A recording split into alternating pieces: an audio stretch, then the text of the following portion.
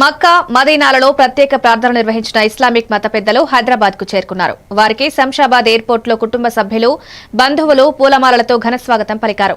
వీరంతా డిసెంబర్ 21న హైదరాబాద్ నుంచి బయలుదేరిన 50 మంది ఉమ్రా యాత్రికులు జనవరి 4న తిరిగి హైదరాబాద్ కు చేరుకున్నారు. ఇస్లామిక్ మతస్థులు అత్యంత పవిత్రంగా భావించే మక్కా మదీనాలలో ఉపవాస దీక్షలు చేపట్టి ప్రత్యేక ప్రార్థనలు నిర్వహించినట్లు తెలిపారు.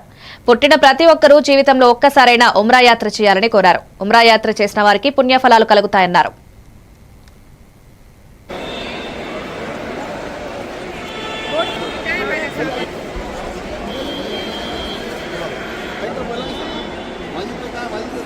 रहमतुल्लाहि व ताला बरकातुहू। माशाल्लाह हम लोग 21 दिसंबर 2025 को गए थे और माशाल्लाह 3 जनवरी 2026 को माशाल्लाह हम लोग तशरीफ लाए। आसानी 4 जनवरी आज माशाल्लाह आसानी के साथ आफियत के साथ SV755 से हम लोग गए थे, SV754 से वापस आए माशाल्लाह।